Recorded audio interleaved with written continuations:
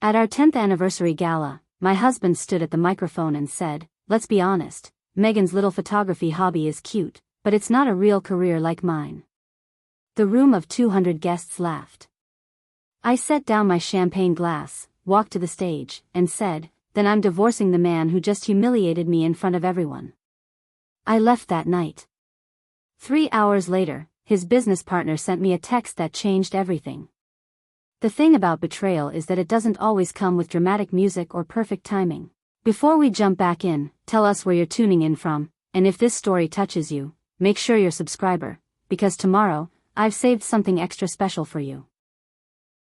Sometimes it comes while you're standing in a ballroom you paid for, wearing a dress you spent 3 months finding, celebrating a marriage that apparently died years ago without anyone telling you.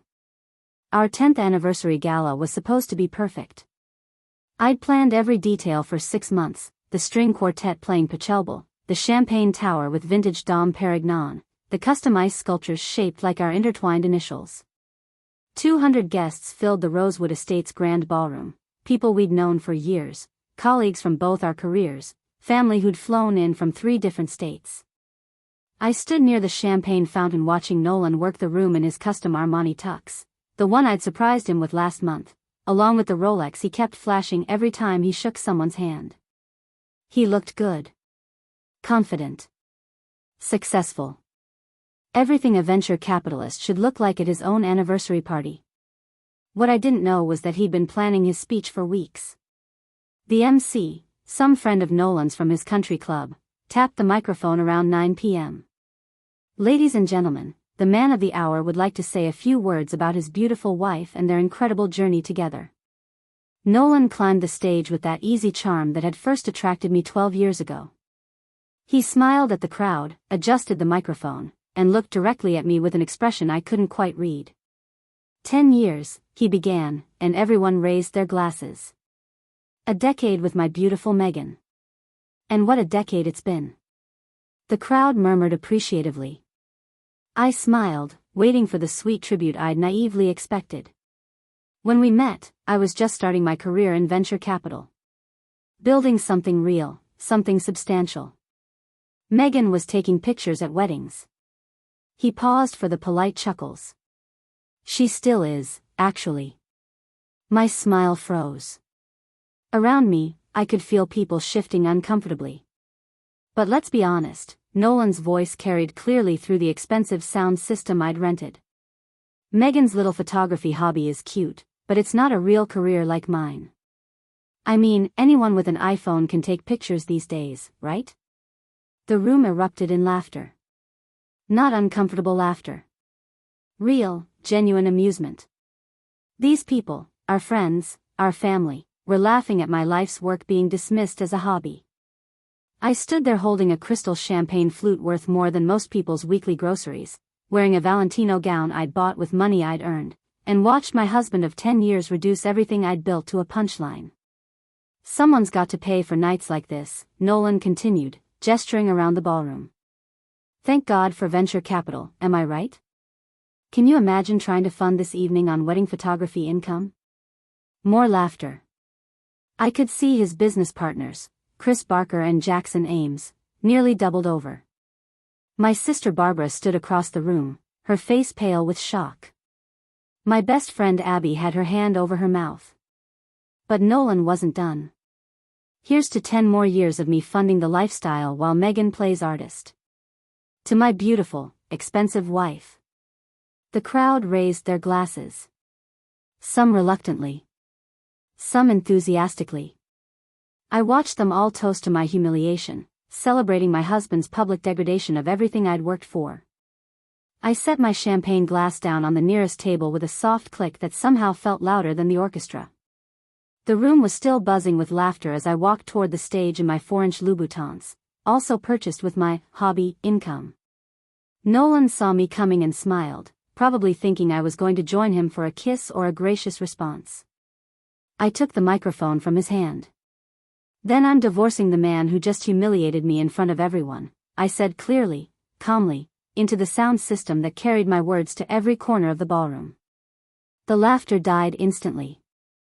I handed the microphone back to the stunned MC, descended the stage, and walked straight through the center of the ballroom toward the exit.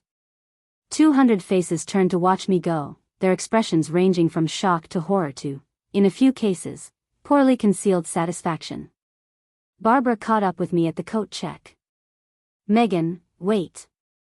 "I'm done waiting," I said, taking my wrap from the attendant. "I'm done being dismissed. I'm done funding his ego with my hobby money." I walked out of the Rosewood estate at 9:47 p.m., leaving behind a ballroom full of witnesses to my marriage's spectacular public ending. My phone buzzed at 12:53 a.m. A text from Chris Barker, Nolan's business partner of 8 years, the man who'd laughed the loudest at those jokes. The message contained 3 words and an attachment: "You need to see this." I opened the attachment. Everything changed. The attachment was a screenshot of a group chat called The Portfolio Boys. Members: Nolan Black, Chris Barker, Jackson Ames, and 2 other partners from their venture capital firm. The messages went back 3 months. Nolan, September 15th anniversary gala speech is going to be legendary. Been working on the roast material. Jackson, dude, it's your anniversary. You're supposed to be romantic, lol. Nolan, she won't care. Megan's so desperate to play happy wife she'll laugh along with everyone else. Trust me, I know how to handle her. Chris, what are you going to say? Nolan, that her photography career is basically a hobby I fund. Which is true. Someone needs to keep her grounded before her ego gets any bigger. I sat in my car in the Rosewood estate parking lot, hands shaking, reading words written by my husband 63 days before he publicly destroyed me. Jackson, September 18th. Isn't Megan's studio doing pretty well though? Thought I saw something about her shooting for Vogue? Nolan, it was a small editorial spread. She acts like she's Annie Leibovitz because some junior editor hired her for a 2-page layout. Meanwhile, I'm closing 8-figure deals. There's a difference between playing artist and actual business. Chris, fair point. Women always think their little projects are equal to real work. I scrolled further back. The messages went back months. Years, actually. Nolan, March 3rd, 2 years ago. Megan wants to expand her studio. Wants to take out a business loan. I told her absolutely not. We're not risking real assets on her photography phase. Jackson, probably for the best. Most creative businesses fail anyway. Nolan, exactly. I'll let her keep playing photographer as long as it doesn't interfere with real life. Keeps her busy and out of my business decisions. My photography phase. The career I'd built from nothing. The studio that had shot campaigns for 3 Fortune 500 companies this year alone. The work that had been featured in Vogue, Harper's Bazaar, and Vanity Fair. The business that generated $340,000 in revenue last year, which I knew because I'd done my taxes, unlike Nolan who had accountants handle everything because numbers were beneath him. Chris, June 22nd. How's the gala planning going? Nolan, Megan's spending a fortune. I told her to keep it under $50K, but she's already past 80. Woman has no concept of fiscal responsibility. I'd spent $83,000 on our anniversary gala. Every penny from my photography hobby. Nolan hadn't contributed a single dollar, claiming his capital was tied up in deals. I'd paid for his Armani tux, his Rolex, the champagne he'd used to toast my humiliation, and the venue where he'd publicly called my career a joke. Jackson, November 28th. 3 weeks to the gala. Speech ready? Nolan, oh yeah. It's going to be perfect. Self-deprecating enough that I look humble, but clear enough that everyone knows who the real earner is in this marriage. Megan needs to understand her place. Her place. I'd photographed 32 weddings this year. Shot 5 commercial campaigns. Trained 3 apprentice photographers. Built a client list that included celebrities, politicians, and corporate executives who paid premium rates specifically for my work. And my husband thought my place was beneath him. Chris, December 10th, 2 days ago. You really going through with the roast at your own anniversary? Nolan, it's not a roast. It's just, keeping reality in perspective. Preparing and narrating this story took us a lot of time, so if you are enjoying it, subscribe to our channel, it means a lot to us. Now back to the story. Megan's been getting too confident lately. Acting like her little studio success means something. Someone needs to remind her what actual achievement looks like. Jackson, LOL brutal. I'll make sure to laugh extra loud for support. Chris, same. Brothers before egos, right? Another text from Chris arrived while I was reading, meet me at Bluebird Diner. Now. There's more you need to know. I started my car, the Range Rover I'd bought last year with a bonus from shooting a national ad campaign, and drove through empty streets to the 24-hour diner on Marshall Avenue. Chris was already in a back booth, looking like he hadn't slept. 2 cups of coffee sat waiting. Why? I asked, sliding into the booth across from him. Why show me this? Chris pushed his phone across the table. Another screenshot, this one from a different conversation. Just Nolan and Chris. Nolan, October 3rd, need your advice on something. Been thinking about the post-nup situation. Chris, post-nup? You guys don't have one, do you? Nolan, no, but we should. Megan's studio is actually pulling decent numbers now. If we ever split, I want to make sure I'm protected. Her earnings should be community property. I supported her while she built that business. I'm entitled to half. Chris, wait, didn't she build the studio before you guys even got married? Nolan, yeah, but I've provided the stable income that allowed her to take risks. Without me, she'd still be shooting high school senior portraits. Legally, I should be entitled to at least 40% of her business. My coffee cup stopped halfway to my mouth. He wanted to take my studio. The business I'd built from scratch, starting with a $1,200 used camera when I was 23 years old. The career he'd just called a hobby, in front of 200 people. There's more, Chris said quietly. Nolan's been meeting with Gerard Silas. Gerard Silas. The most aggressive divorce attorney in the state. For how long? 4 months. 4 months. Before he'd even written that speech. Before he'd planned to humiliate me publicly. He'd been strategizing how to take my business while simultaneously destroying my credibility. Why are you telling me this? I asked Chris. You're his partner. His friend. Chris looked down at his coffee. Because I have a 12-year-old son, Ryan. He's starting to talk like Nolan talks. Last week, he told his sister that her gymnastics medals didn't count because girls' sports aren't real competition. When I asked him where he heard that, he said Uncle Nolan says women always need participation trophies to feel special. His voice cracked slightly. I've been letting my son learn misogyny from a man who treats his wife like a business liability. And last night, when Nolan humiliated you in front of everyone, Ryan laughed. My 12-year-old son laughed at a woman being torn down by her husband, and I realized I'd taught him that was acceptable by staying silent. What about Jackson? I asked. Is he in on all of this? Chris shook his head. Jackson's uncomfortable with it, but he's convinced himself it's not his business. That's almost worse, isn't it? Active cruelty versus passive complicity. He pulled out a USB drive and set it on the coffee table between us. Everything. The group chats, meeting notes with Gerard Silas, all of it. And I'll testify, in court, depositions, wherever you need me. Nolan will destroy your partnership, I said. You'll lose your position at Apex Ventures. I know.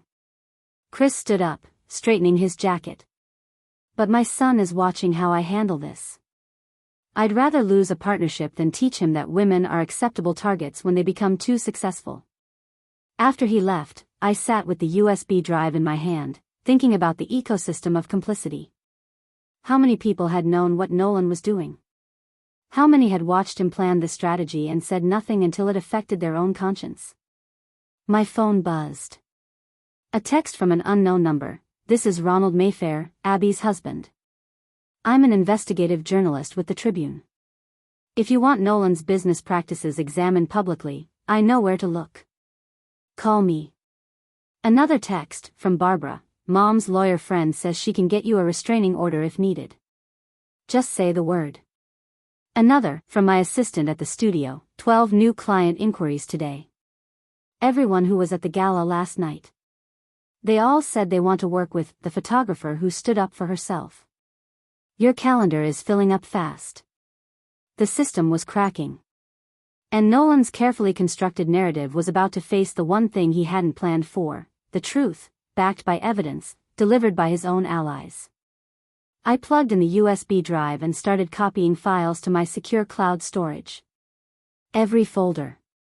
Every document. Every piece of his strategy to destroy me. If Nolan wanted to play chess with my life, he was about to learn that I'd been studying his playbook the whole time. And I played to win. I didn't go home that night. Instead, I checked into the Meridian Hotel downtown, using the card I kept separate from our joint accounts, the one connected to my business earnings that Nolan didn't know existed. The suite on the 18th floor had floor-to-ceiling windows overlooking the city, and I stood there at 2 a.m. watching lights blink in office buildings, wondering how many other women were awake right now realizing their marriages were lies. My phone had 37 missed calls from Nolan by 3 a.m. I turned it off and slept for 4 hours. At 7:45 a.m., I walked into the offices of Porter and Associates wearing yesterday's Valentino gown and my game face. The receptionist didn't even blink. Apparently Chris had warned them I might look like I'd just walked out of a gala. Which I had.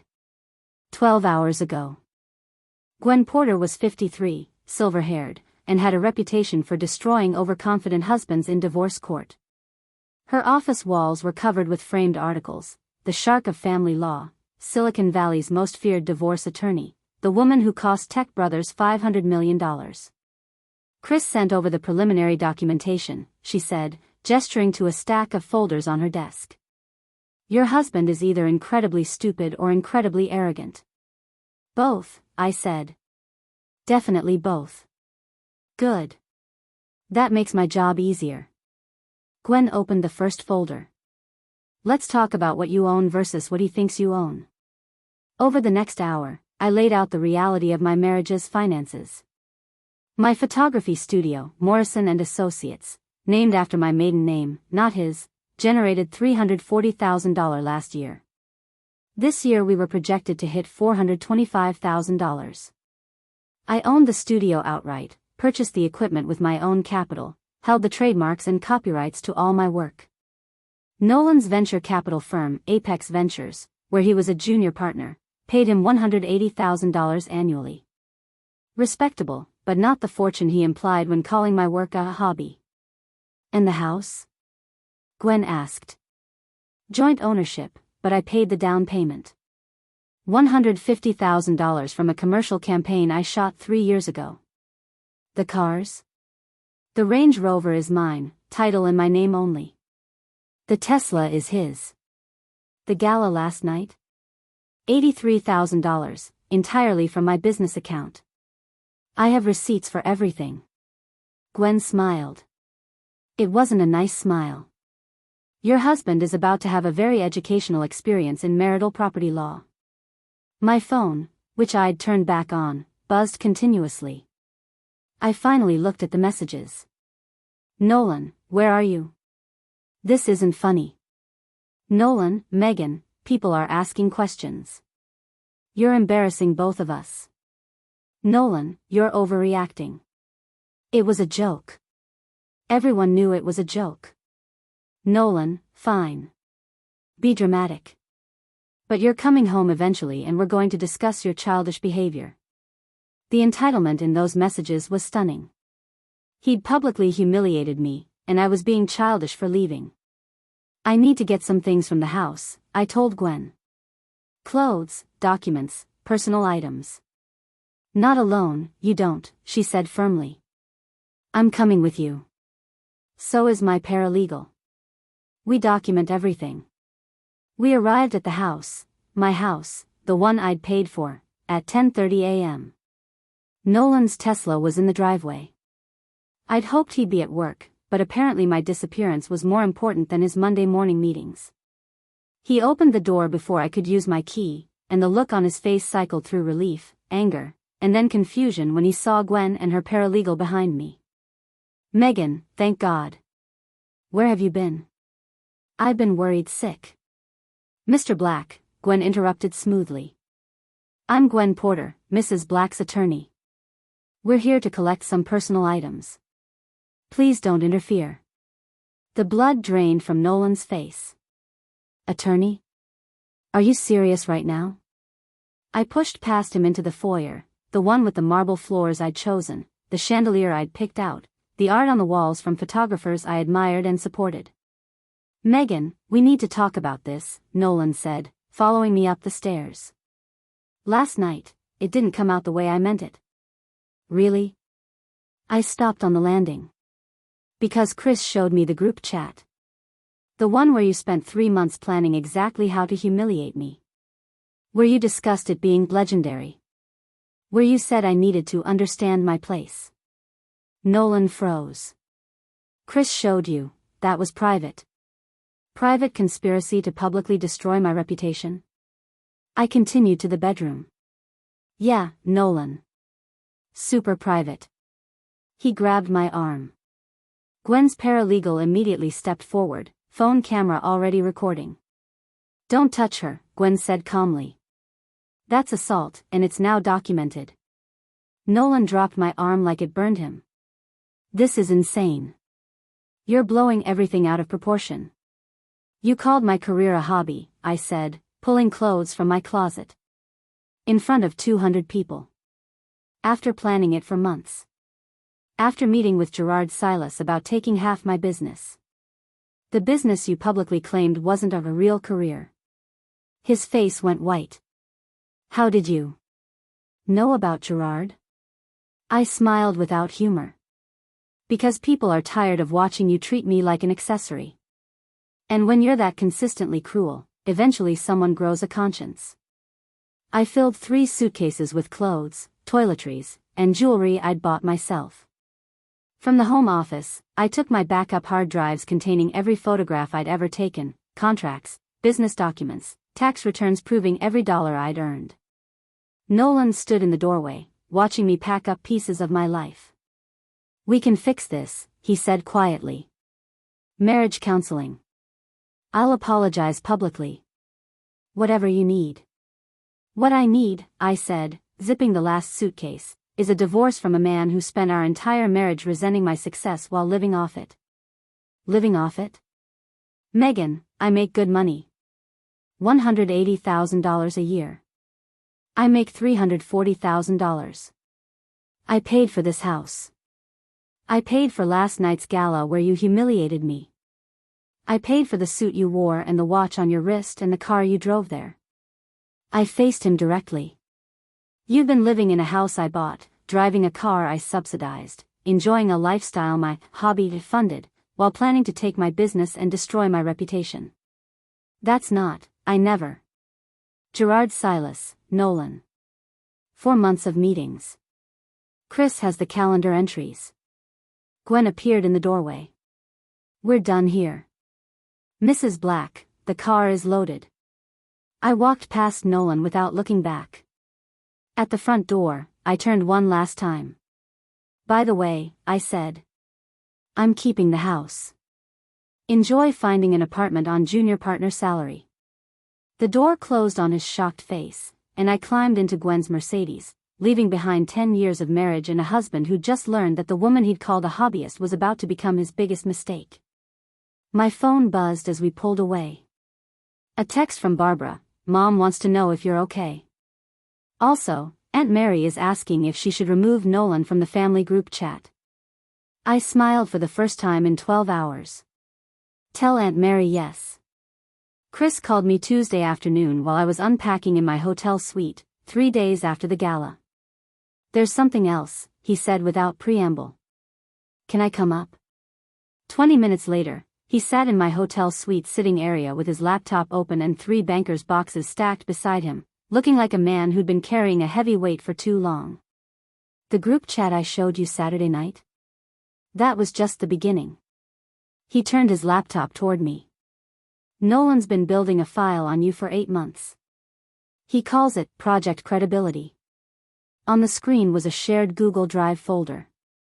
Inside were dozens of subfolders: Megan's spending habits, Megan's client complaints, Megan's emotional instability, Megan's professional failures. I clicked on the first folder. It contained screenshots of my business credit card statements, highlighted in yellow wherever I'd spent more than $500.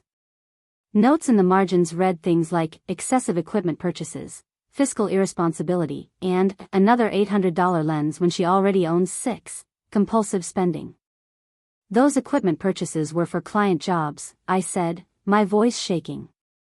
I bought a specialty macro lens for a jewelry campaign that paid me $15,000. I know, Chris said quietly. But Nolan's been framing every business investment as reckless personal spending. The client complaints folder was worse.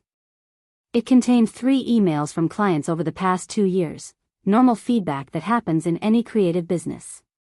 A client who wanted reshoots because they didn't like their expression in some photos. Another who'd asked for color correction adjustments. A third who'd requested a partial refund after canceling their session due to a family emergency. Nolan had annotated each one: pattern of unsatisfied clients, unable to meet professional standards, reputation issues emerging. 3 complaints in 2 years, I said. I've had over 200 clients in that time. That's a 98.5% satisfaction rate. The truth doesn't matter when you're building a narrative, Chris said. And Nolan's been very carefully building one. The emotional instability folder made my blood run cold. It contained notes from conversations we'd had, private conversations between husband and wife, twisted into evidence of mental health issues.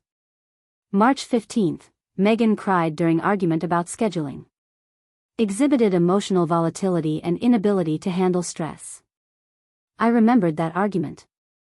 I'd been exhausted from shooting a 3-day wedding in Napa, came home to find Nolan had scheduled a dinner party without telling me, and broke down from sheer fatigue. He'd held me while I cried, told me it was okay to be tired, that he understood. And then he'd written notes about my emotional volatility. April 2nd, Megan obsessing over minor business details. Possible anxiety disorder. Suggested she see someone, she became defensive. The minor business detail was a $40,000 contract negotiation. The suggestion to see someone was Nolan telling me I was too stressed about work and should talk to someone about my perfectionism. June 18th, Megan drinking wine alone at 10 p.m. Concerning pattern developing. I'd been editing photos with a glass of wine after a long shoot. Something I did maybe twice a month. He's been documenting normal human behavior and framing it as evidence of instability, I said, scrolling through months of notes. It gets worse, Chris said, opening another folder labeled Strategy Sessions. Inside were meeting notes from discussions between Nolan and Gerard Silas, the divorce attorney. Dates, times, detailed strategies for how to position me as an unstable spouse who'd built a business while neglecting the marriage and exhibiting concerning behavioral patterns. Phase 1, public demonstration of her tendency toward dramatic overreaction, anniversary speech. Phase 2, document her abandonment of the marriage, leaving the gala, refusing to come home. Phase 3, present evidence of emotional instability, fiscal irresponsibility, and professional decline. Phase 4, position client for favorable asset division, including 40% stake in Morrison & Associates as compensation for emotional support provided during business development. They'd planned it like a military operation. The humiliation at the gala wasn't just cruelty, it was strategic.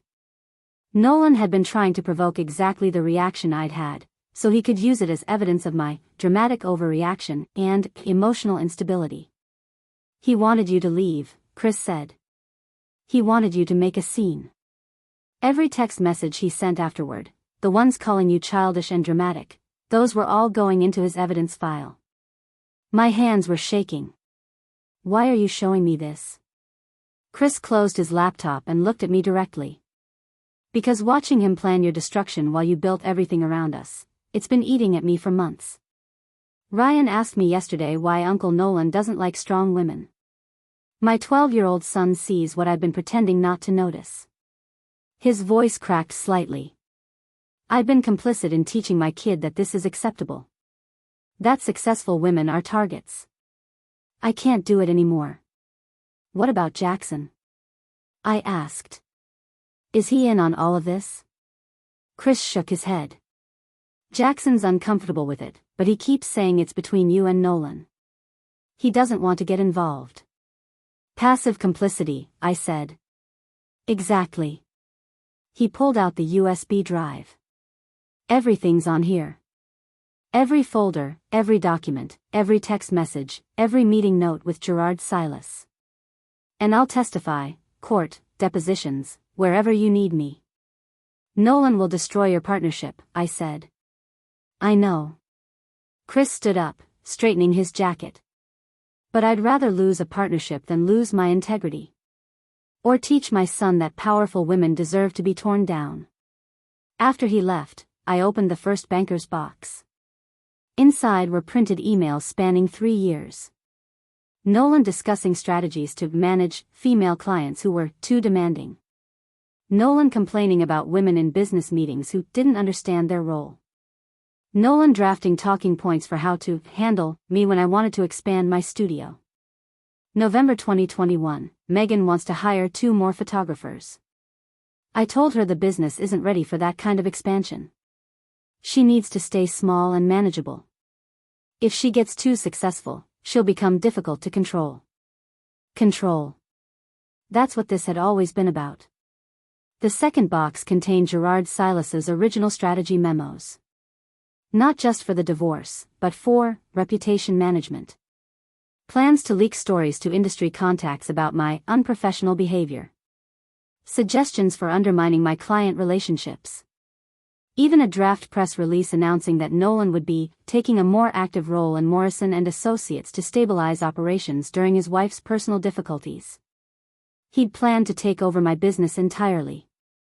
Not just claim half, take it over. The third box held affidavits. Chris had already gotten statements from 2 other Apex Ventures employees about Nolan's pattern of dismissing women's professional achievements. My phone buzzed. Ronald Mayfair, the investigative journalist. I've got sources at the SEC, he said. They've been investigating Apex Ventures for 6 months. Securities fraud. Your husband's name is all over it. Want to know more? Yes, I said. Tell me everything. By midnight, I had a complete picture. Nolan hadn't just been planning to destroy me. He'd been running a fraud scheme at work, facing federal investigation, and positioning my business as his financial safety net when everything collapsed. He'd planned every move except one, me finding out before he was ready. And now, armed with evidence and allies, I was going to dismantle his entire strategy piece by piece. Gwen Porter's conference room became my war room.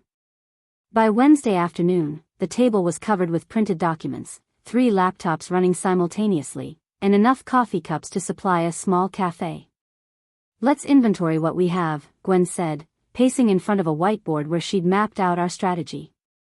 Chris Barker gave us the project credibility files, the group chat history, and Gerard Silas's meeting notes. What else? Financial records going back 7 years, I said. Every deposit, every expense, every business investment. I've kept business and personal accounts completely separate since I started the studio. My accountant, Mary Cromwell, had compiled spreadsheets that told an irrefutable story. Morrison & Associates had generated $1.8 million in revenue over 5 years. My personal income had exceeded Nolan's for the past 4 years running. The house, the cars, most of our lifestyle, funded by my hobby. The Gala invoices, Gwen's paralegal added. Every vendor payment traced back to Megan's business account. Nolan's contribution was $0. He told people he was funding our lifestyle, I said. That's a provable lie. My phone rang. Ronald Mayfair, the investigative journalist. I found something, he said. Apex Ventures has been under SEC investigation for 6 months. Nothing public yet, but my source confirmed they're looking into misleading investor claims. Your husband's name appears in 17 of the flagged communications. The room went silent. He's been lying to investors, inflating numbers, faking growth reports, Ronald continued. Chris and Jackson tried to stop him 4 months ago. 4 months ago. Right when he started planning the divorce. He knew it was coming, Gwen said. He was going to take your business as his safety net before his own collapsed. My editor wants to run a story, Ronald said. Not just about the SEC investigation, but the whole pattern. The Gala, project credibility, the systematic undermining. We've got 3 sources willing to go on record, Chris is one of them. Run it, I said, looking at Gwen. She nodded. Thursday's edition, Ronald's editor confirmed. Front page of Business. After they hung up, my phone buzzed with an email from someone I didn't recognize, Monica Walsh, HR Director at Apex Ventures. Ms. Morrison, I was at your anniversary gala. What I witnessed was concerning. You should know that Mr. Black has made similar disparaging comments about female colleagues at Apex Ventures. I have documentation of 3 HR complaints filed against him in the past 18 months. All were quietly settled with NDAs. If you're taking legal action, I'm willing to testify about the pattern. Please call me. I forwarded the email to Gwen without comment. 3 HR complaints, Gwen said. All buried. This man's been doing this for years. By Thursday morning, Chris arrived with another box. Jackson finally broke, he said. His wife told him if he didn't come clean, she was taking their daughters and leaving. Inside were emails spanning 3 years. Nolan discussing how to manage me when I wanted to expand. Nolan complaining about successful women being too demanding. Nolan framing my achievements as luck rather than skill. There's more, Chris said, pulling out a folder marked, confidential, attorney work product. Gerard Silas's strategy memos. Plans to undermine my client relationships. Suggestions for leaking damaging stories about my unprofessional behavior. A draft press release about Nolan stabilizing operations during his wife's personal difficulties. When does this end? I asked, staring at the evidence mountain. How deep does this go? As deep as we dig, Gwen said. And I just got a call from Gerard Silas's former paralegal. She quit yesterday. She's willing to testify that Gerard coached Nolan on exactly what to say in the anniversary speech to provoke maximum emotional reaction. She placed a signed affidavit on the table. The speech was choreographed by his attorney. Every word designed to humiliate you publicly while maintaining deniability. My phone rang. Barbara. Turn on Channel 7 News, she said urgently. The noon broadcast showed Nolan's face, venture capital firm under federal investigation, SEC probe expands. The reporter's voice was clinical. Sources say the investigation centers on claims made to investors, with particular focus on communications from junior partner Nolan Black. The ecosystem was collapsing. And Nolan was about to learn that when you build weapons to destroy someone, you'd better make sure they don't find your arsenal. Thursday morning arrived with brutal clarity. I'd barely slept, but adrenaline replaced exhaustion. The Tribune hit stands at 6 a.m. Ronald Mayfair's article dominated the business section, The Portfolio Boys, How Venture Capital's Old Boys Club Hides Behind Success While Tearing Down Women.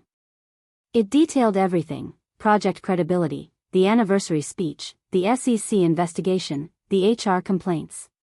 Chris was quoted extensively about his complicity and awakening. Jackson provided a statement about the culture of casual misogyny at the firm. The sidebar was devastating, a timeline comparing Nolan's earnings versus mine over 5 years, with tax data I'd authorized. The numbers didn't lie. I'd out-earned him by an average of $160,000 annually while he called my work a hobby. My phone started ringing at 6:47 a.m. I ignored it. By 8 a.m., I was in Gwen's conference room watching her team arrange evidence like exhibits in a museum of betrayal. Station 1, Gwen's associate explained. Financial records. Tax returns, bank statements, revenue reports proving Meghan's income versus Nolan's claims. Station 2 held project credibility files in color-coded binders. Yellow 4, spending habits, blue 4, client complaints, red 4, emotional instability. Station 3 contained group chat transcripts blown up to poster size. Every word visible, the portfolio boys, planning the legendary speech, keeping me grounded, dismissing my photography phase.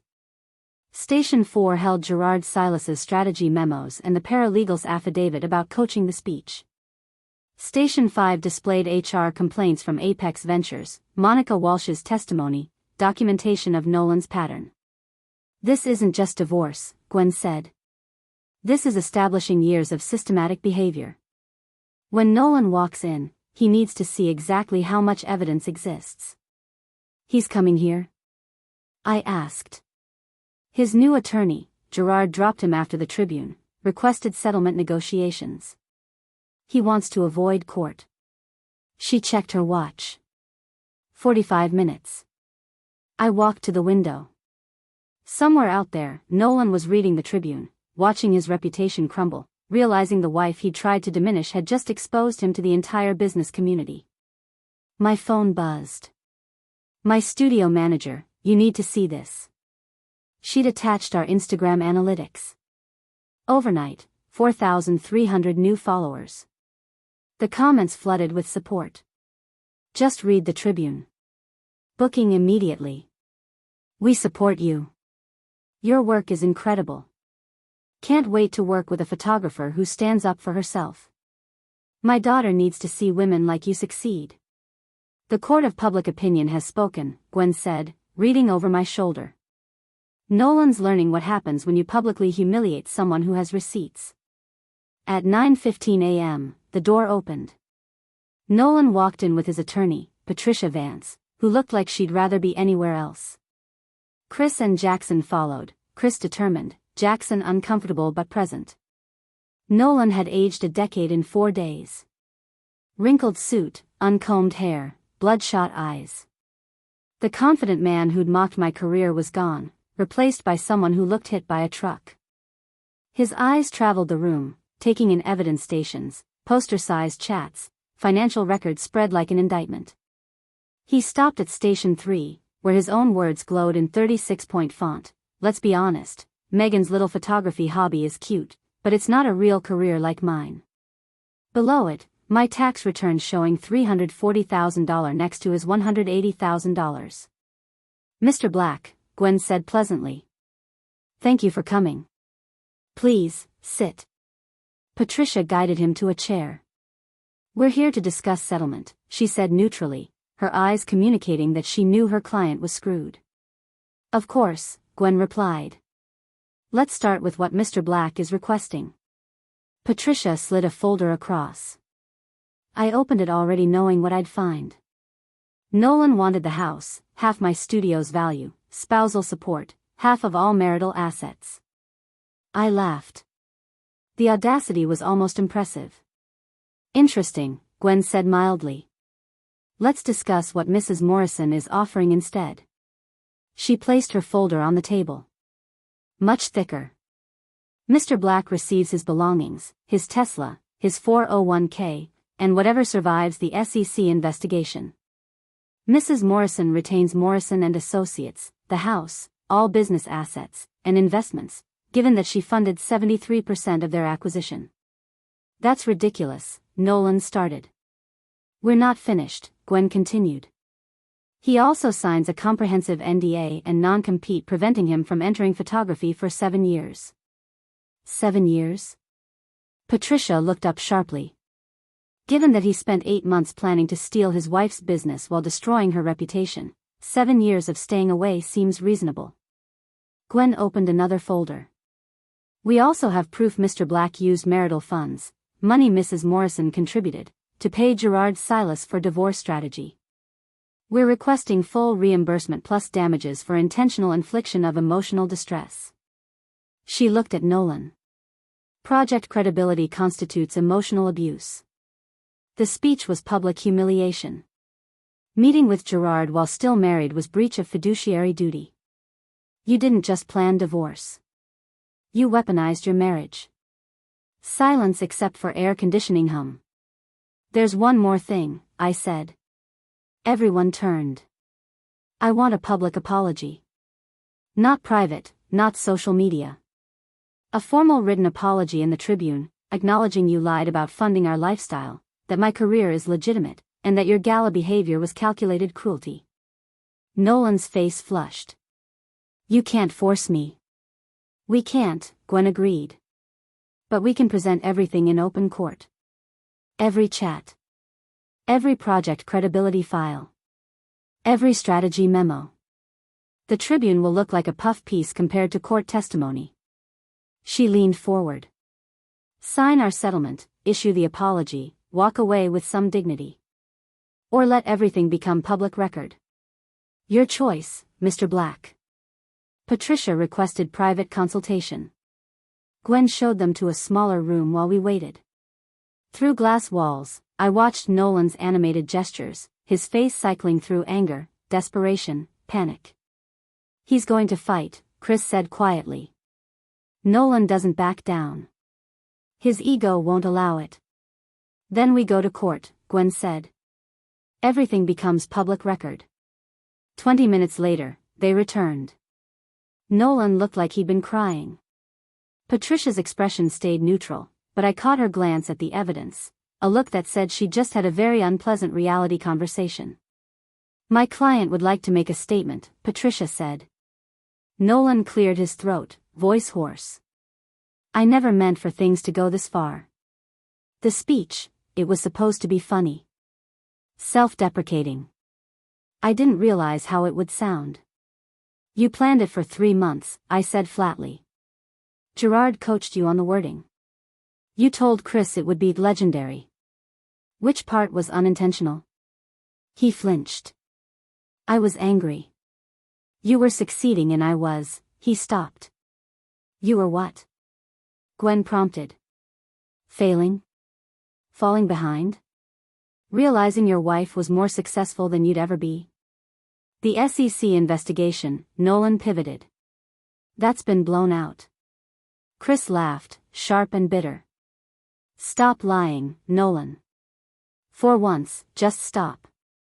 The SEC has 17 instances where you falsified projections. You told investors 3 companies were profitable when they were bleeding money. You created fake revenue reports. We were projecting future. You were committing fraud. Jackson spoke for the first time, quiet but firm. When Chris and I tried to stop you, you said we were too conservative and didn't understand visionary leadership. The same language he'd used about me. Visionary versus my grunt work. His attorney touched his arm. Stop talking.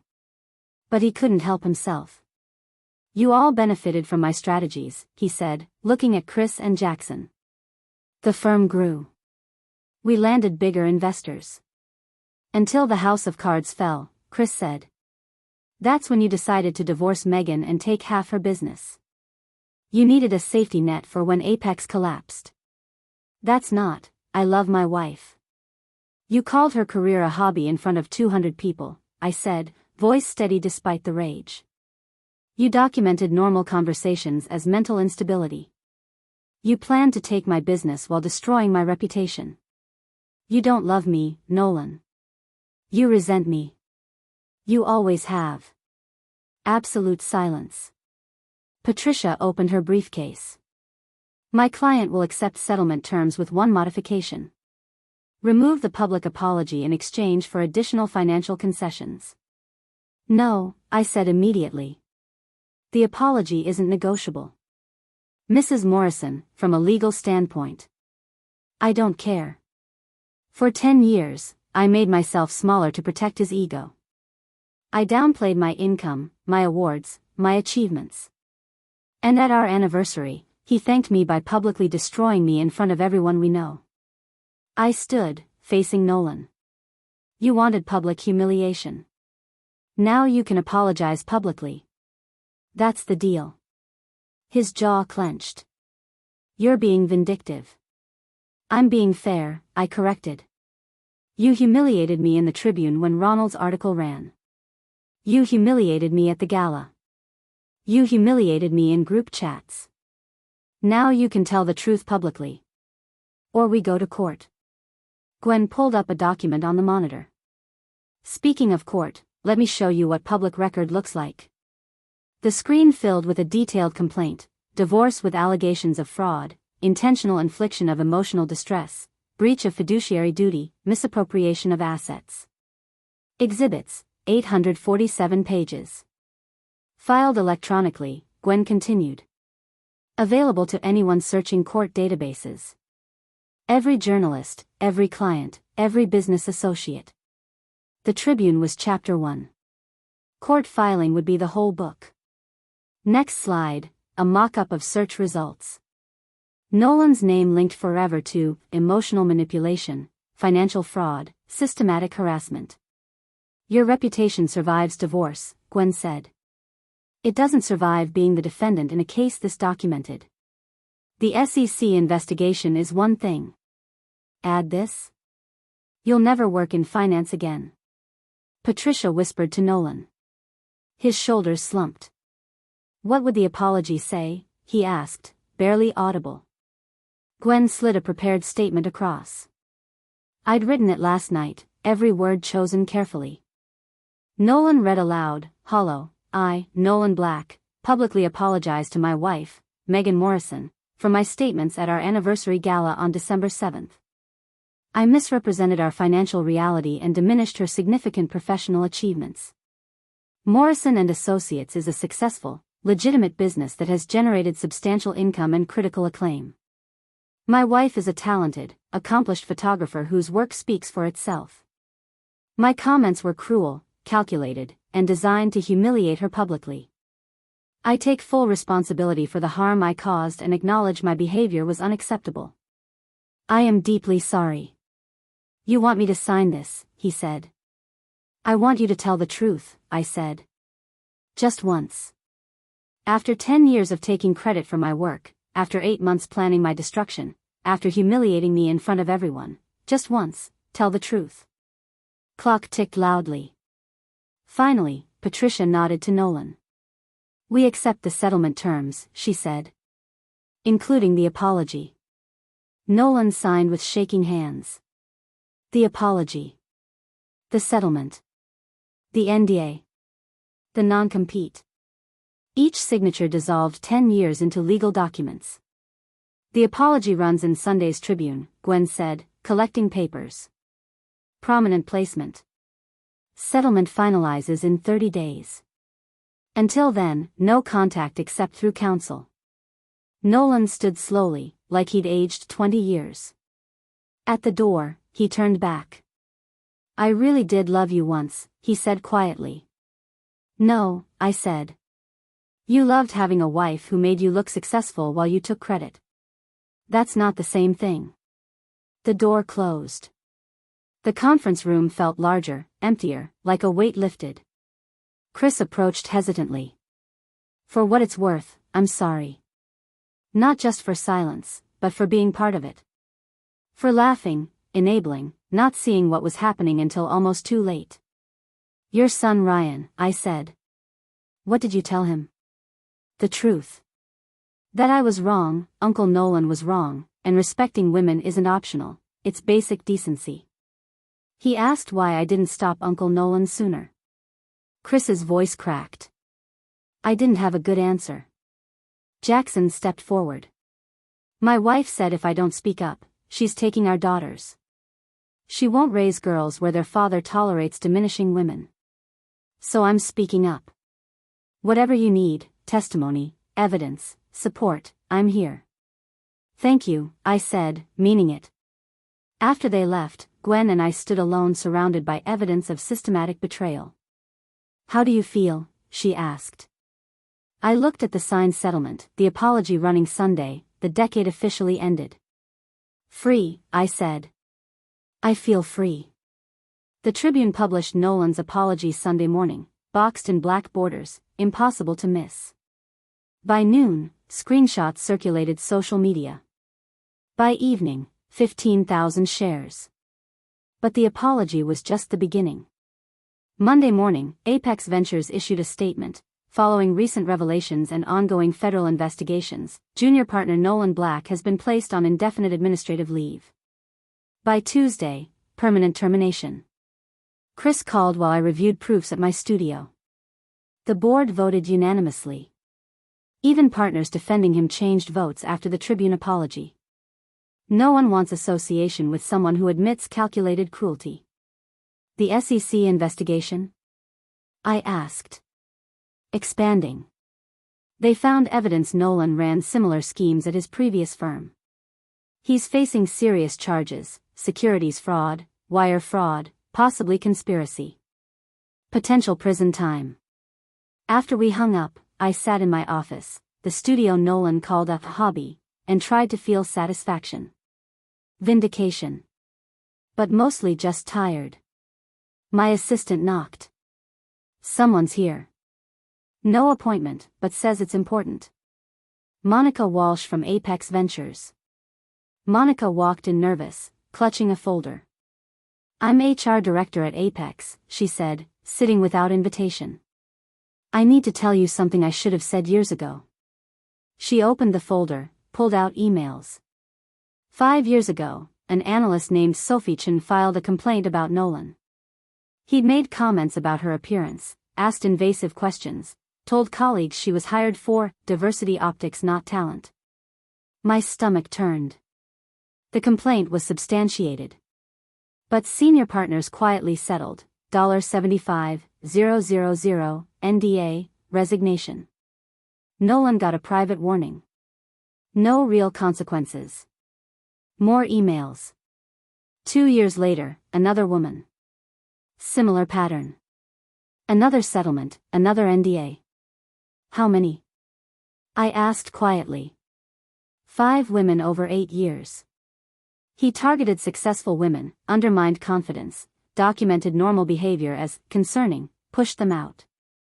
With you, he just refined tactics he'd used for years. Monica's hands shook. I processed all 5 settlements. Filed all 5 complaints. Did nothing to stop it because my job was protecting the firm, not the women. I'm complicit in what happened to you. Why now? I have 2 daughters. 8 and 11. After the gala, I couldn't sleep. I kept thinking, what if someday a man does this to my girls? What if someone has evidence that could protect them and stays silent? She pushed the folder toward me. Copies of all 5 HR files. Complaints, investigations, settlements. The women signed NDAs, but you didn't. As HR director documenting patterns, I can provide this without violating agreements. You could lose your job. I already resigned this morning. Told the board I can't work for a company valuing reputation over accountability. She stood. There's a lawyer, Michelle Torres, who specializes in workplace harassment class actions. I sent her these files. She thinks the 5 women might come forward together now that Nolan's pattern is public. After Monica left, I called Gwen. This is bigger than divorce, Gwen said. Pattern of abuse spanning a decade. If those women come forward, Nolan's looking at civil liability that could bankrupt him. Good, I said. That evening, Barbara brought Thai food to my hotel. Mom wants you for Sunday dinner, she said, unpacking containers. She feels terrible about not speaking up sooner. How's Gerard? I asked. Gerard Silas faced his own reckoning. Formal complaint with the state bar, Barbara said with satisfaction. Chris provided evidence. Gerard helped manufacture evidence and coached emotional manipulation. The bar takes that seriously. My phone buzzed. Unknown number, this is Sophie Chen. Monica gave me your contact. I was one of the Apex women. I wanted to say thank you. For 15 years, I thought what happened was my fault. Seeing you stand up made me realize it never was. Meeting Michelle Torres tomorrow.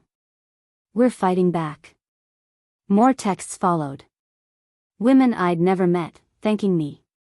Women from my industry sharing stories of being called hobbyists by men who'd never created anything. Women told they were too emotional when objecting to being diminished. You started something, Barbara said, reading over my shoulder. This isn't just your divorce anymore. She was right. The Tribune received tips about other men, venture capital, tech, finance, using similar tactics. Project Credibility wasn't unique. It was a strategy, refined and shared among men who saw successful women as threats. Wednesday, the Women's Business Alliance emailed, Ms. Morrison, we'd like you to speak at our annual conference in March. Your story has resonated with thousands of professional women facing similar undermining. Please consider sharing your experience. I forwarded to Gwen. Should I? Her response, yes. But wait until divorce is final. Then tell your story as loudly as possible. My studio manager called that afternoon. Check our booking calendar. Fully booked through next October. 247 new inquiries in 2 weeks. Everyone wants to work with you. The business Nolan called a hobby was experiencing its most successful period ever. Friday, Chris called with unexpected news. Jackson and I are leaving Apex. Starting our own firm, clean slate, new culture, zero tolerance for Nolan's behavior. Mandatory transparency, no quiet settlements. What's it called? Barker and Ames Capital. We thought about adding Morrison to honor you, but decided the best honor was building something better. I appreciate that, I said. That night, standing at my hotel window watching city lights, I thought about how Nolan's cruelty hadn't existed in isolation. It had been enabled by HR protecting firms over people, friends laughing instead of speaking up, attorneys coaching abuse, culture treating successful women as acceptable targets. But systems could change. We're changing. One exposed pattern at a time. 6 months later, I stood in Judge Catherine Reynolds' courtroom watching my marriage officially end. The proceedings took 17 minutes. Gwen presented the settlement. Patricia confirmed Nolan's acceptance. Judge Reynolds reviewed documents with practiced efficiency. This is one of the most lopsided settlements I've seen, she said, looking at Nolan. Mr. Black, you're getting almost nothing from 10 years of marriage. You understand that? Yes, Your Honor, Nolan said quietly. He looked nothing like the man who'd mocked my career 6 months ago. Off-the-rack suit, graying temples, unhealthy weight loss, someone who'd forgotten to eat. And the 7-year non-compete preventing you from photography? Yes, Your Honor. Lifetime NDA regarding your ex-wife's business and personal life? Yes, Your Honor. Judge Reynolds looked at me. Mrs. Morrison, you're retaining Morrison and Associates, the house, all business assets, all investments. You're requesting no spousal support despite his reduced circumstances. That's correct, Your Honor. I funded our lifestyle during marriage. No reason to continue after. A flicker of approval crossed her face. Very well. The court finds the settlement fair and knowingly entered. The marriage between Megan Morrison and Nolan Black is dissolved. You're both free. Just like that. 10 years ended with a gavel strike.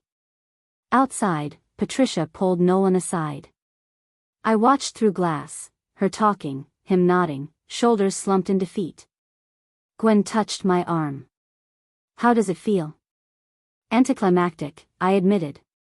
I thought I'd feel relief. Triumph. But mostly just done. That's healthy, Gwen said. Closure doesn't always come with fireworks. Sometimes it's quiet knowledge that you're free. Nolan approached as I was leaving, attorney trailing uncomfortably. Megan, he said. Can we talk? 1 minute? Gwen tensed, but I nodded. We stepped into an empty consultation room, attorneys waiting outside. I know the apology was court-ordered, Nolan began, but I want you to know. I've had time to think. About everything. The person I became. Okay, I said neutrally. The SEC investigation, losing my job, losing you, it destroyed me. I was angry at first. Felt like everyone turned on me, like I was punished too harshly for mistakes. He ran hands through thinning hair. But my court-ordered therapist, part of the plea deal, made me look at what I actually did. Not just work fraud, but what I did to you. The undermining, project credibility, the speech. And I was trying to destroy you because your success made me feel like a failure. Every achievement felt like proof I wasn't enough. So instead of being proud, I tried to tear you down. It's the most pathetic thing I've admitted out loud. I waited. I'm moving to Portland, he said. Starting over. Got a job as financial consultant for a small nonprofit. Pays $52,000. Honest work, no prestige, no ego. Just helping an organization manage budgets. That's good, I said, meaning it. I hope you find what you're looking for. I'm not looking for forgiveness, Nolan said quickly. I know I don't deserve that. I just wanted you to know you were right. About everything. I was resentful, cruel, calculating. I destroyed the best thing in my life because I couldn't handle you being more successful. He pulled an envelope from his jacket. Inside, a check for $83,000. The Gala, he explained. You paid for everything while I humiliated you. This is reimbursement. Took 6 months to save, but it's all there. With interest. I looked at the check, then him. You're paying me back from your new job. Every penny. Living in a studio apartment, 15-year-old Honda, eating ramen most nights. But it was important I pay this myself. Not from settlements or inheritance. From actual work. For the first time since the Gala, I saw something genuine. Not charming confidence, but something raw. Humility. Or exhaustion with pretending. Thank you, I said, taking the check. This means more than you realize. I doubt it, Nolan said with a ghost of a smile. But I'm glad I could. At the door, he paused. Tribune ran a piece last week about Morrison and Associates being fastest-growing studio in the region. Featured you as Photographer of the Year. I read it all. And your work is extraordinary. Always was. I'm sorry I couldn't see clearly enough to say so when it mattered. After he left, I stood holding a check representing 6 months of ramen and studio apartment living. It didn't erase what he'd done. Didn't undo the humiliation. But it was something. Accountability, maybe. In its smallest, most practical form. Gwen found me. Everything okay? Yeah, I said, showing her the check. I think it actually is. That evening, I drove to the house, my house, legally and completely. Nolan had moved out 4 months ago. I walked through rooms no longer holding his presence. The office where he'd planned Project Credibility was now my editing studio, filled with light and prints. The garage where his Tesla sat now stored photography equipment. The master bedroom, completely redecorated. I'd erased him the way he tried to erase my achievements. Completely and without apology. My phone buzzed. Barbara, divorce party tomorrow at Mom's. She's making lasagna. Mandatory attendance. Aunt Mary bought a cake saying, "Congratulations on your freedom." I smiled, typing, "I'll be there." Chris, heard divorce finalized. Glad you're free. You deserved better than what Nolan gave you. What we all gave you by staying silent. My studio manager just booked 6-figure campaign with major cosmetics company. They requested you specifically because they want someone who stands up for herself and other women. Champagne celebration at 4? I looked around the house that was finally, completely mine. At the life I'd built despite someone's best efforts to tear it down. At the future stretching ahead, undefined and full of possibility. The divorce was final. The marriage was over. And I was free to be exactly as successful as I'd always been, without apologizing for it ever again. The email from Vanessa Cole arrived 3 weeks after the divorce finalized. Ms. Morrison, I'm a senior editor at Forbes. I'm writing about women who've turned professional undermining into platforms for change. Your story represents exactly the narrative we want to highlight. Would you be interested? I forwarded to Gwen, who called immediately. Do it, she said. Legal proceedings are over. Settlement signed. You're free to tell your story. Forbes has 12 million readers. That's 12 million people who'll hear what systematic undermining looks like and how to fight back. The interview happened in my studio, surrounded by the work Nolan had called a hobby.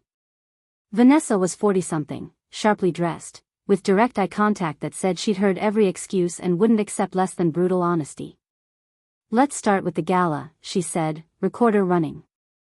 Take me through what you felt. I told her everything. The frozen moment. The laughter. The calculating cruelty. The walkout, evidence gathering, project credibility discovery. What surprised you most? Vanessa asked. How many people knew? I said immediately. Not just Chris and Jackson who participated, but HR directors who'd processed complaints about Nolan for years. Attorneys who'd coached his cruelty. Friends who watched and said nothing. The network of complicity was bigger than I imagined. And now that network is changing, Vanessa said, pulling up her tablet. Since your story went public, 5 other women came forward about Nolan's behavior. Michelle Torres's class action is expected to result in settlements exceeding $2 million. The state bar suspended Gerard Silas for 18 months. Apex Ventures implemented new HR protocols. She looked up. You didn't just divorce your husband. You sparked an industry-wide reckoning. How does that feel? Overwhelming, I admitted. I just wanted my marriage to end and my business to survive. I didn't set out to change an industry. But you did. The project credibility playbook you exposed, documenting normal behavior as instability, framing success as arrogance, resonated with thousands who'd experienced similar patterns. Your ex wasn't unique. Just sloppy enough to get caught. The article ran 6 weeks later, the $83,000 apology, how one woman's public humiliation exposed Silicon Valley's systematic undermining of successful women. It featured studio photos, Chris quotes about transformation, statistics about how often successful women face undermining from intimate partners. The final paragraph quoted me. I spent 10 years shrinking to protect someone's ego. The most valuable lesson, the right partner celebrates your success, not resents it. And if they can't, you don't need them, no matter how much history you share. The article went viral. Within 48 hours, over 100,000 shares. My studio's Instagram gained 23,000 followers in one day. My inbox filled with interview requests, NPR, Today Show, Good Morning America. But the most meaningful response came unexpectedly. A handwritten letter from Portland. Nolan's writing. Megan, I read the Forbes article. Vanessa called for comment. I declined because I didn't trust myself not to make excuses. But I wanted you to know everything you said was true. I did resent your success. I did systematically undermine you. Reading it from your perspective made me understand for the first time how profoundly I damaged you. I hope the platform you've built reaches every woman who needs it. You're doing important work. Work I tried to prevent because I was threatened by your capability. I'm sorry I was too small to deserve you. N. I filed the letter with divorce papers and the signed apology. Artifacts of a marriage that taught me more about my own strength than any success could. The Women's Business Alliance speaking invitation led to 5 more. Then 12. By October, booked solid with keynotes, panels, workshops about recognizing and confronting systematic undermining. At a Chicago conference, a woman in her 30s approached during reception, eyes red. My husband calls my graphic design business a creative outlet, not real career, she said quietly. He makes $90,000 as middle manager. I made $240,000 last year. But I still apologize when working late. Still downplay success. Still shrink myself. Not anymore, I said, recognizing myself in her words. You know what you're worth now. You know what he's doing has a name. That's the first step. She hugged me, whispered, "Thank you," walked away with straighter shoulders. That night, scrolling through messages from women sharing similar stories, architects married to contractors who called buildings cute projects, surgeons married to pharma reps who dismissed expertise, CEOs married to middle managers claiming credit, I saw the pattern everywhere. My literary agent texted, 3 publishers bidding on your book. 6 figures for memoir/advice hybrid. How I divorced dead weight and built an empire. Interested? A year ago, I'd been planning an anniversary gala, celebrating a dead marriage, funding my husband's lifestyle while he plotted to take my business. Now, Forbes feature, speaking engagements through next year, studio with 2-year waitlist, publishers competing for my story. The universe had its own sense of justice. I texted back, very interested. Let's talk tomorrow. Then opened my laptop and started writing. Not for publishers or magazines or speeches, but for myself. The full story, every detail about surviving someone's attempt to destroy you and coming out stronger. If my humiliation at that gala could help even one woman recognize the pattern and walk away sooner, every painful moment had been worth it. The Women's Business Alliance conference happened in March at the Fairmont Hotel, 15 months after the gala ended my marriage. Standing backstage listening to my introduction to 800 professional women, my hands weren't shaking anymore. Please welcome Megan Morrison, founder of Morrison & Associates Photography, Forbes featured entrepreneur, and author of the forthcoming Smaller No More, Reclaiming Your Success from Those Who Resent It. Thunderous applause. I walked on stage and looked at hundreds of faces, women who'd built businesses, led companies, created art, and been told they were too much by someone threatened by their capability. I told my story. All of it. The speech, project credibility, systematic undermining, divorce, aftermath. When I finished, absolute silence. Then a woman in the 3rd row stood. "My name is Dr. Rachel Kim," she said, voice shaking. "I'm a neurosurgeon. My ex-husband was a chiropractor. For 6 years, he introduced me at parties as his wife who played doctor. When I corrected him, he said I was too sensitive, just joking. I believed him. Thought I was overreacting." She looked around. "I'm not overreacting. None of us are." Hearing Megan's story made me realize I'm not alone. Another woman stood, then another. Within minutes, a dozen were sharing variations. The attorney whose paralegal husband called her job arguing for money, the architect whose teacher husband dismissed award-winning designs as drawing pretty buildings, the CEO whose middle manager boyfriend said she got lucky. "I run a company with 300 employees, one woman said, tears streaming. My husband of 15 years still introduces me as just a businesswoman, like it's a quirk instead of achievement. I'm filing for divorce next week." This conference gave me courage. The moderator called for questions. Hands shot up. "How did you know when to stop trying to save the marriage?" When I realized I was negotiating with someone who wanted me to fail, I answered. "You can't compromise with someone whose success requires your diminishment. That's not partnership. That's sabotage. What about people who say you're bitter or vindictive?" "Let them say it," I replied. The same people who call you bitter for leaving would call you weak for staying. You can't win with people who think women's pain is entertainment. So stop playing their game. How do you deal with guilt? I'm more successful than my boyfriend. I can feel his resentment. I keep thinking if I just made less, took fewer opportunities, shrank myself, he'd be happy. I stepped to the stage edge. Here's what I learned: shrinking doesn't make insecure people bigger. It just teaches them your success is negotiable.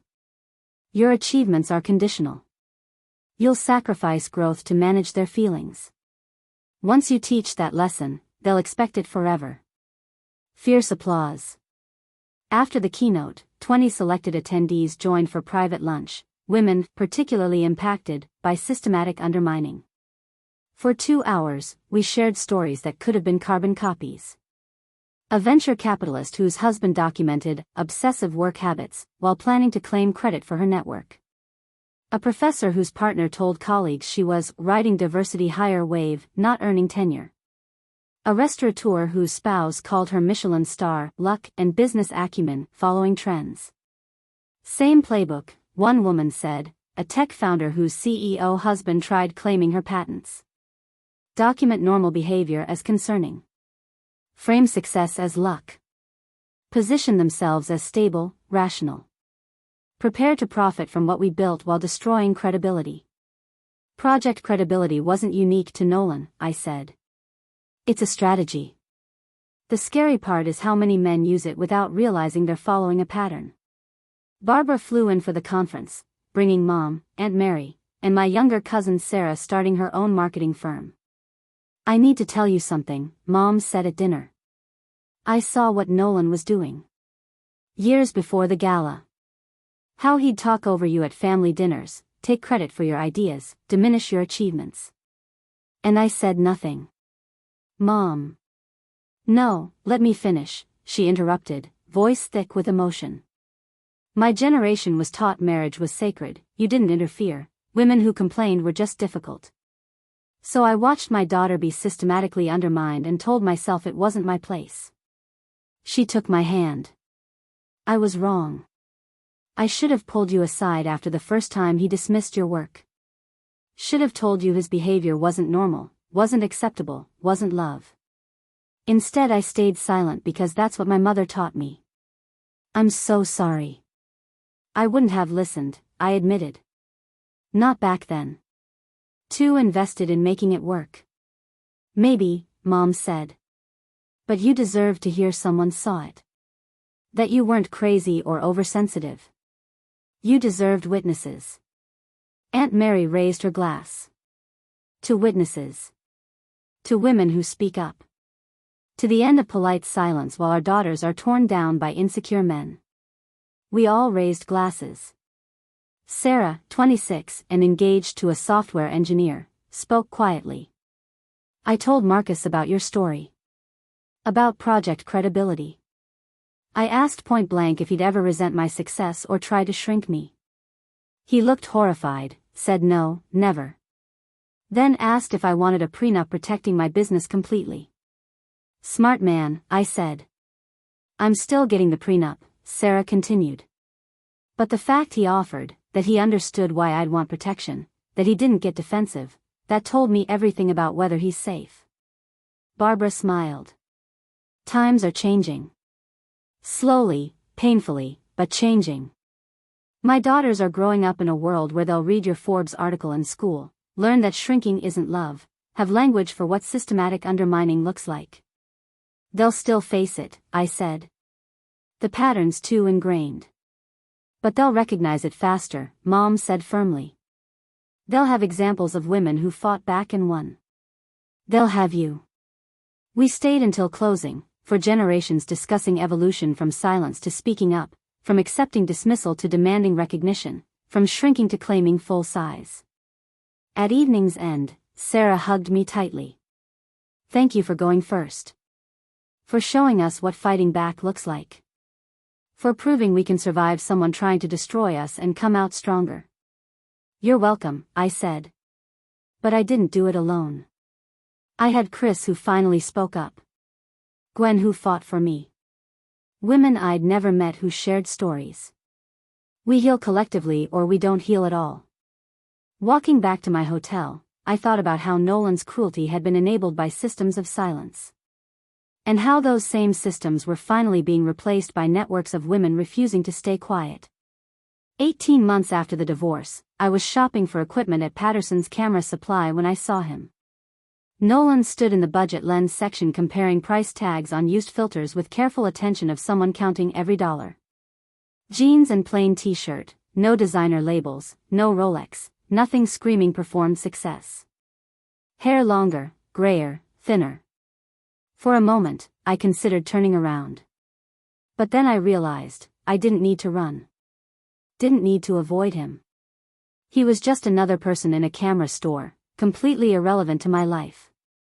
I continued browsing professional equipment, where lenses cost more than his monthly Portland rent, probably. I was pricing a specialty portrait lens for an upcoming Vogue cover shoot when I felt him notice me. Through peripheral vision, I watched him freeze. Hands stopped midway to a camera bag. Whole body rigid with specific tension of someone encountering their past in the present's grocery store.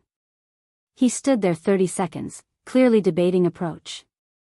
I kept examining lens specs, genuinely focused on optical quality for the shoot. His presence barely registered as noteworthy. Finally, he walked over. Slowly, like approaching something that might bite. "Megan," he said quietly. "Hi." I looked up as if noticing him for the first time. "Nolan." "Hello." "You look good," he said awkwardly. "Successful." "Thank you." I returned to lens specifications. Silence stretched. He shifted weight foot to foot. "Just in town a few days," he offered, though I hadn't asked. "Visiting my mother. She's been ill." "I'm sorry to hear that," I said, meaning it generically the way you mean condolences to strangers. "I saw your Forbes article. The book announcement. That's really amazing, Megan. You deserve all of it." I nodded politely, the way you acknowledge someone complimenting your jacket, pleasant but uninvested. "Are you happy?" he asked suddenly. "In Portland, I mean." "I am, actually. The work is honest. Simple. I help people manage budgets so they can do good work. First job where I'm not trying to prove anything or perform success." He paused. "It's peaceful." "That sounds nice," I said, and meant it. Not for myself, but for him. He'd needed peace more than prestige. "I should let you shop," he said, recognizing my polite disengagement. "Good to see you, Megan. Really. Glad you're doing well. You too, Nolan. Take care." He walked back to budget section, gathered items, left without looking back. I watched through front windows, saw him climb into older Honda, check phone, drive into traffic. And I felt nothing. Not satisfaction, not vindication, not even curiosity about his life.